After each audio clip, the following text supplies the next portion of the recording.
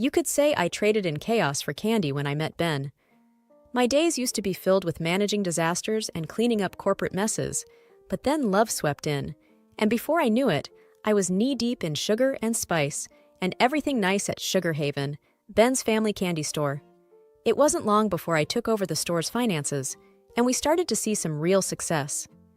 "Good morning, love." Ben greeted me one Monday as I stepped into the sweet aroma of our shop. His smile was infectious, and despite the tension that was brewing, it was a reminder of why I was here. "Morning," I replied, flipping through the mail, bills mostly, which I had learned to manage like a pro. "Sales are up this month.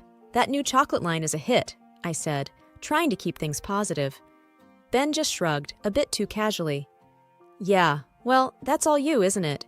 Mom still thinks I'm the candy king," he chuckled, but I could tell the words weighed on him more than he let on. Speaking of the devil, Linda waltzed in, all smiles and no sense of personal space.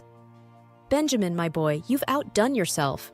The store looks fabulous," she beamed, patting her son on the back. Her gaze then slid over to me, and her lips pursed just slightly. "Anna, still playing shopkeeper, I see." I let out a soft sigh. "Good morning, Linda. And yes, playing shopkeeper is keeping us in the black," I responded, keeping my tone even. It was too early for a spat, and the last thing I wanted was to give her the satisfaction of seeing me ruffled. She tisked, waving a hand in dismissal. "Numbers, numbers. You should leave that to the accountants and help my son with the real business." Her eyes glinted with that all-too-familiar mix of disdain and condescension. Before I could answer, Ben stepped in. "Mom, Anna's doing more than fine. We're doing great because she's got a head for business." He slipped an arm around my waist, a silent show of solidarity. Linda sniffed, clearly not convinced. "Well, as long as my boy is happy, I suppose that's what matters." And with that, she flounced off to the other side of the store, presumably to find some other way to remind us of her presence. Ben squeezed my side apologetically. "Don't let her get to you," he murmured. I shook my head, forcing a smile. "I'm not. Let's just focus on the shop, okay?" And focus we did. With each day, Sugar Haven became more than just a candy store. It was our little piece of paradise. At least that's what I thought until everything began to crumble. I started noticing the changes when the deliveries got more frequent, and they weren't full of sugar or spice, but things that had price tags that made my stomach drop. "Another package, Ben?" I asked one evening as I locked up the register. I held up a sleek gadget still in its shiny packaging. It looked expensive. "Oh, that's the new phone I ordered," Ben said with a grin as he cut open the box like a kid on Christmas. "Top of the line." I raised an eyebrow. "Don't we have other things to invest in? The mixer in the back has been making that funny noise." Ben dismissed me with a wave of his hand, his attention fixed on peeling the protective film off his new toy. "It's fine, Anna. We've got to treat ourselves too, you know?" A part of me wanted to argue, to remind him of the thin line we were walking financially, but I bit my tongue. It wasn't just the phone either. Linda had taken to showing off new outfits every other week, parading through Sugar Haven like it was her personal runway. "Anna, look at this dress, isn't it just darling?" Linda twirled in a floral number that had to cost more than we made in a day. "It's nice," I said, keeping my voice neutral. "But aren't we supposed to be saving up to fix the sign out front?" Linda scoffed, patting her son's cheek.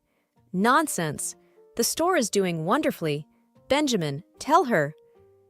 Ben, who had been half listening, nodded along. "Yeah, we're doing great, Anna. Don't worry so much." That was the problem, though. I did worry. I worried every time I looked at our books and saw the numbers that didn't add up. Doing great wasn't the term I would use when every profit we made was being swallowed by personal purchases. "Look, I'm just saying we should be careful." I tried again later that week as we sat down to look at our finances. "Maybe we can set a budget for personal expenses?" Ben looked at me like I'd suggested we sell the store and become circus performers. "A budget? Come on, Anna, we're not that bad, and it's not like you to be stingy." It stung, that word, stingy. I wasn't being stingy. I was being sensible. It's not about being stingy, Ben. It's about being smart. We have to think about the future of Sugar Haven." He didn't seem to hear me, though, already scrolling through a website for another purchase. "You worry too much," he said, half distracted. "It'll all work out." Things took a turn when Linda decided to bring in some extra help. It was a Tuesday, I remember, because Tuesdays were inventory days, and I was elbow deep in organizing our latest shipment of candy jars when she walked in, arm in arm with a girl who couldn't have been older than 20. "Anna, this is Tessa," Linda announced with a flourish. "Tessa, dear, this is Anna, my son's assistant." I straightened up, wiping my hands on my apron. "Nice to meet you, Tessa, but I'm actually the co-manager here." Tessa offered a smile that didn't quite reach her eyes. "I've heard a lot about you. I'm really excited to be part of the team." I glanced at Linda, whose smug look was enough to tell me she hadn't consulted Ben about this new development. "What exactly will Tessa be assisting with?" I asked, trying to keep my tone friendly. "Oh, she's going to be helping out with the business side of things. You can only do so much, after all," Linda said, with a dismissive glance at my inventory list. I nodded, still a bit confused. "All right, well, we have a system here, so I'll have to bring her up to speed." It didn't take long for me to see that Tessa's version of helping out was more about hovering and less about doing actual work. And when I saw the salary Ben's mother had set for her, I nearly choked. "Ben, can we talk?" I cornered him later that day in the office. "Sure, what's up?" he asked, not looking up from his computer. "It's about Tessa. Her salary it's more than what we can afford for the role she's in." Ben finally looked up, his brow furrowing. "Mom said it was fine. She thinks Tessa's going to bring a lot to the table." I sighed, feeling like I was talking to a wall. "But we agreed to discuss new hires together, especially when it comes to how much we're paying them." He shrugged, that annoyingly dismissive gesture becoming more frequent. "What's done is done. Mom has a good feeling about her." I had to bite back a retort. Good feelings didn't balance books. I left the office feeling like I was the only one seeing the red flags, while Ben and his mother were content to parade around with blindfolds. I've always been the kind to check twice, maybe 3 times, especially when it comes to numbers. So when I stumbled upon an envelope stuffed in the back of a filing cabinet while hunting for a misplaced invoice, my first thought was that it was just another forgotten bill. But as I flipped through the papers, my heart started to race, not from excitement, but from cold, hard dread. It was a loan document, with Sugar Haven listed as collateral, and the amount was far more than what would ever be considered reasonable for our modest shop. "Ben?" I said, walking into his cluttered office, papers in hand. "What is this?" He glanced up, and I saw his eyes flicker, the first sign of guilt I'd seen in him in months. "Oh, it's nothing. Just a small loan I took out to cover, store improvements." "Store improvements?" I echoed, incredulous. "This amount could renovate the store 5 times over. What did you really use it for?" There was a pause, long enough for the truth to wedge itself between us. "Okay, look," he started, and I could tell he was choosing his words carefully. "I might have used some of it for the house, the one I've been working on, for us." "For us?" I repeated, my voice sharp with disbelief. "Or for your gadgets and whatever else you've been blowing money on." He stood up then, his chair scraping back with a sound that felt like a gavel on my patience.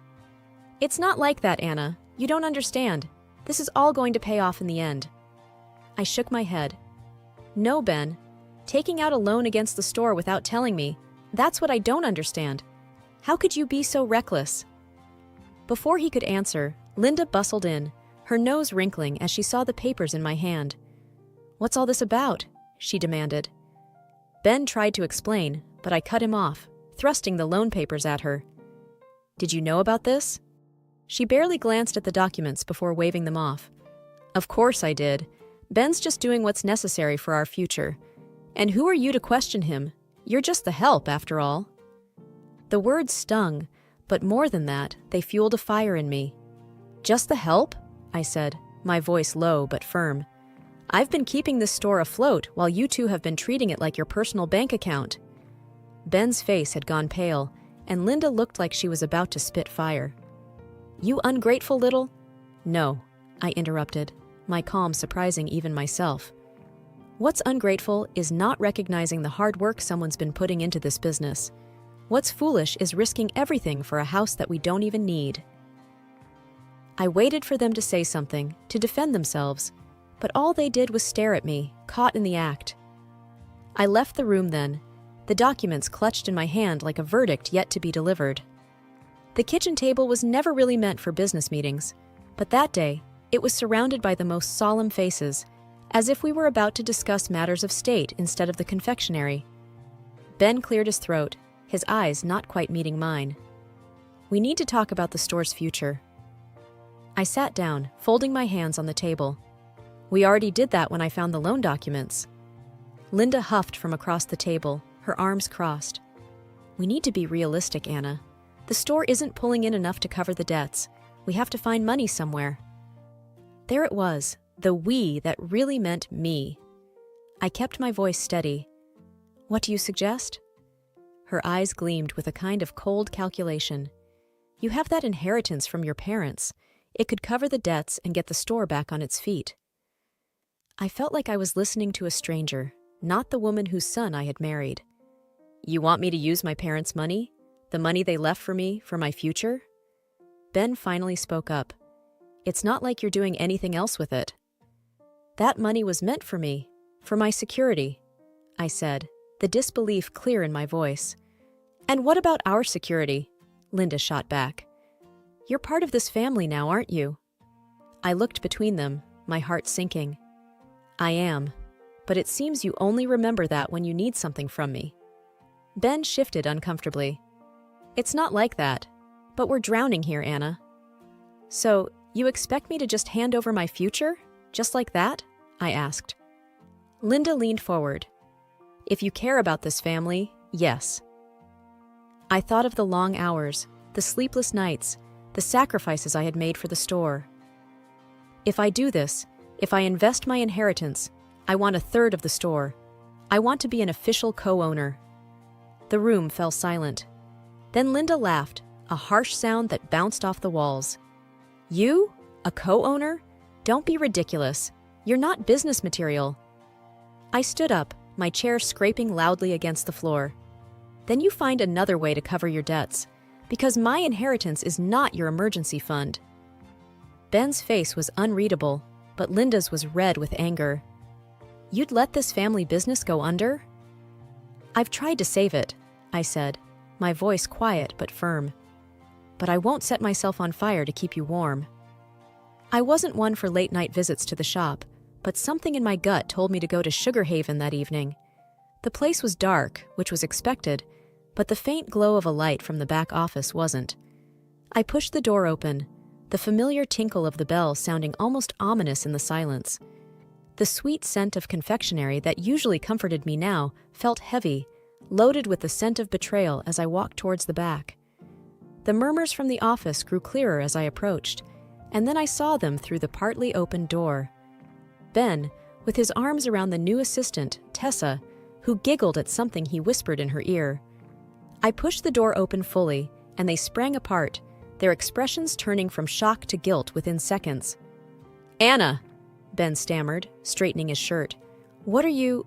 It's not what it looks like. I crossed my arms, feeling a cold calm settle over me. Really? Because it looks like I just caught my husband with his arms around another woman. Tessa was smoothing her hair back, looking anywhere but at me. We were just going over inventory. At midnight? With the inventory in your arms? I said, my tone dry. Ben's eyes were pleading now. Anna, please, you're blowing this out of proportion. I laughed, short and humorless. Am I? Because from where I'm standing, it looks pretty clear to me. He took a step towards me, and I held up a hand. Save it, Ben. I don't know what's worse, the cheating or the pathetic lies. Tessa finally spoke up, her voice small. I'm sorry, Anna. I didn't mean for any of this to happen. I looked at her, really looked at her, young, naive, and caught in the web of a man who couldn't take responsibility for his actions. You should be, and you should also be looking for another job. Ben's protest was immediate. You can't fire her for this. I turned to him, my resolve steeling. I can and I will, and I'll be looking for a good lawyer in the morning. His face paled. Anna, please, let's talk about this. There's nothing to talk about, I said, cutting him off. You've made your choices. Now you get to live with them. I didn't wait for his response. I walked out of there with my head held high, the sound of Ben calling after me fading into the background. The morning after, I caught Ben was bright, a stark contrast to the mood in our home. I'd spent the night at my own place, the one I kept as a rental property. As I sat at the kitchen table, my phone buzzed with a message from Ben. I considered not even reading it, but curiosity got the better of me. It was a photo of a bank letter addressed to Ben, the words, "Final notice," and "immediate repayment required," standing out. Beneath it, he'd typed a message. "We need to talk. This is serious." I typed back a simple, "On my way," and got ready to face the music. When I arrived at the confectionery, Ben and Linda were already there, pacing like caged animals. Linda spotted me first, and her expression soured. "Decided to show up, did you?" she snapped as I walked in. I nodded, holding her gaze. "You wanted to talk?" Ben held out the letter to me. "The bank's coming down hard. We could lose everything." I scanned the letter, the numbers not surprising me, but still making my stomach turn. "So, what's your plan?" Linda's plan was apparently to glare daggers at me. "We wouldn't be in this mess if you just helped us when we asked." Ignoring her, I addressed Ben. "What are you going to do?" He ran a hand through his hair, looking defeated. I thought you could pay it off, with your inheritance." My laugh was bitter. "And I told you, I'm not doing that without a stake in the business." Linda stepped forward. "You're being unreasonable, Anna. This is a family business." I met her challenge with a calm I didn't feel. "And where was this family when your son was spending money we don't have and hiring his friends for fun?" Ben started to say something, but stopped, his eyes dropping to the floor. "You don't get to play the family card only when it suits you," I continued. "We'll figure something else out then," Ben muttered. "You'll have to," I agreed. Then Linda did something unexpected. She smiled, but it wasn't pleasant. "Fine. But if you're not going to help, then you're out. We'll manage without you. You're fired." I stared at her, letting the silence stretch out before I matched her smile with my own. "Okay." Their surprise was almost comical. "Just like that?" Ben asked, his voice incredulous. "Just like that," I confirmed. "But I want you to know, I took photos of you and Tessa. I have records of all the money you've wasted. If you think you can fire me and sweep all this under the rug, you're wrong." Linda's smile vanished. "You wouldn't dare." "Oh, but I would. And when I leave, I'm taking all my hard work with me. You can explain to the bank why the business is about to tank without the person who was actually running it." Months had passed since I last set foot in Sugar Haven, and life had taken on a new kind of normal. The crisp sound of papers, the hum of focused conversations, and the sight of a crisis managed and resolved. These had replaced the scent of sugar and spice. I sat in my new office, a stark contrast to the confectionery's back room, when my phone rang. Glancing at the caller ID, I saw it was Claire, a former employee at the shop and the only one I still talked to. "Hey Claire, what's up?" I greeted, with a hint of caution. News about Sugar Haven always carried a tinge of the past. "You haven't heard then?" Claire's voice was a mix of pity and discomfort. "The shop. They closed down last week. The bank foreclosed on them, and the house too." I leaned back in my chair, a weight lifting off my shoulders that I hadn't realized was there. "I see. And Ben and his mother?" There was a pause. "They're not doing great. Rumor has it they've moved in with his aunt. No one's seen them much." I sighed, not quite sure how to feel. "Thanks for letting me know, Claire." She hesitated before adding, "Anna, everyone knows you were the heart of that place. It was never the same after you left." A small, sad smile touched my lips. "I appreciate you saying that. How about you? Found a new job yet?" "Yeah, I'm working at a bakery downtown. It's not Sugar Haven, but it's a start." "That's great to hear. You always had a talent for baking. I'm sure you'll do well there." We chatted for a few more minutes before saying goodbye. I hung up and looked out the window at the bustling street below. There was a knock at my door, and my assistant peeked in. "Your 3 o'clock is here, Anna." "Thanks, send them in," I responded, shaking off the remnants of nostalgia. The clients came in, a husband and wife team looking worried about their own business. I stood to greet them, ready to dive into another challenge. "We've heard great things about you, Anna," the wife said as we sat down. "They say you're the best crisis manager in town." I smiled, the title sitting comfortably with me. "I'll do my best to live up to that reputation. Now, tell me about your business, and let's see how we can turn things around." As they spoke, I listened, already forming strategies in my mind. This was my world now, where every problem had a solution and every crisis was an opportunity. Sugar Haven and its bitter memories were behind me, and ahead was a path that I had forged for myself, a path of resilience, redemption, and rebirth. The meeting stretched on, the client's initial anxiety giving way to hopeful smiles as we discussed possibilities. They left with a renewed sense of purpose, and I turned back to my desk, my heart lighter than it had been in a long time. In the end, I realized that sometimes the sweetest outcomes come after the most bitter trials, and the future was mine to create, one careful step at a time.